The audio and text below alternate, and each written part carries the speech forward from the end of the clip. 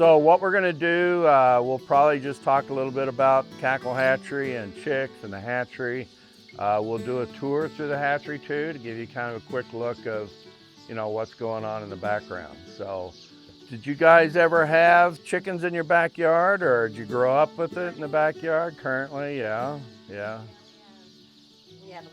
We're one of the few surviving hatcheries, so if you want to hear a little bit of history real quick, back in the 40s and 50s, almost every town had a hatchery, or they had several hatcheries, because everybody had their own eggs and they had their own meat chickens or whatever. So in the 1960s, most of the hatcheries shut their doors because refrigeration started becoming a big deal.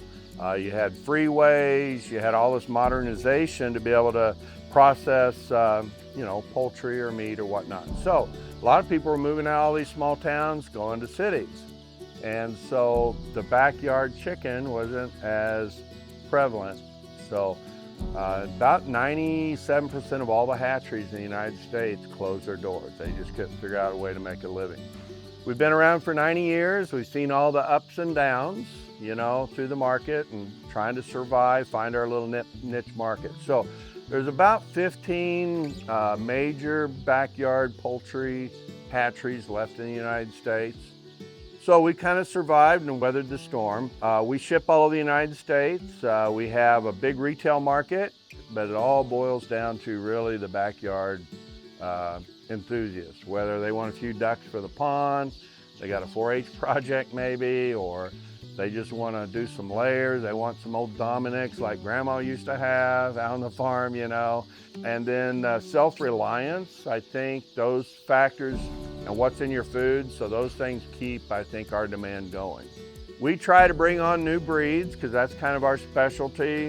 We boast that we have the most breeds or varieties of poultry hatching in one location in the United States. So we feel like we have the best variety, overall best quality. We have about 250,000 eggs come in every 7 days from our farms, and we try to pre-book those. And a lot of times we have to have estimates on what we think's coming in before the eggs actually get here and pre-sell. Every hatch, we're always gonna have a little something over, So we put these here. People usually come in the day after our shipping day to see what we have, and that's what we have today. We have pickup orders today that were pre-ordered, and then people just come in to see what's still left. So when a baby chick hatches, Mother Nature puts in their abdomen about 72 hours worth of their yolk still. Over those 72 hours though, they're absorbing that and their belly gets smaller and smaller, and they're using that. They just adapt well. They can handle extremes and colds without them getting sick for that 72 hours. Now after 72 hours though, Mother Nature says, hey, you need a heat source. You gotta have water and food. You gotta start that process. Well, let's kind of walk through the hatchery a little bit. We'll start in our oldest part, see some really old machines, and we'll kind of go through some of our newer parts.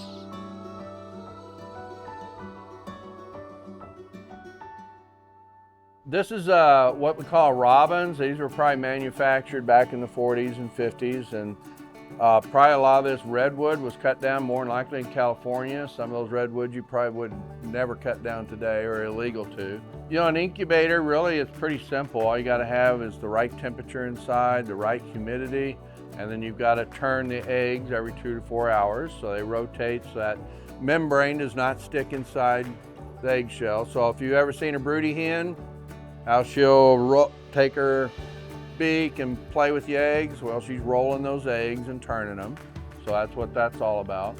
We can walk on down here and we'll look at some of the eggs that come in, and they're pulling some out. So they're already pulling cases out, trying to figure out, what breeds they're supposed to be pulling out and what machine they need to go into. I think there's around 250,000 eggs that come in usually on a Wednesday, and then they're already pulling eggs out of here, taking them across the street, and as you saw, we'll see more of it. They're already starting to tray up stuff for the Sunday night setting. So follow me, and we're going to go across the street a little bit here. So we do have an off season, so we're not hatching this quantity all the way through the year. Mainly it's February through October. We could go in all year if we wanted to. It's just that then you get into weather issues for distribution. I don't think there'll be a time where we'll, be year round. We got to have that break. We got to have time to focus on marketing, upgrades, and all kinds of stuff that we do.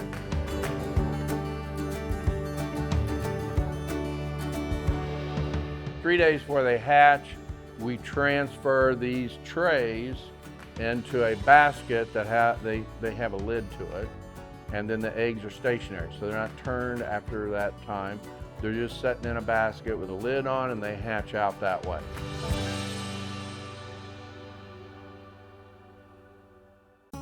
Yeah, this building here, this is, my granddad built this thing, I don't know, I think it was 1937 or 39, somewhere in there here.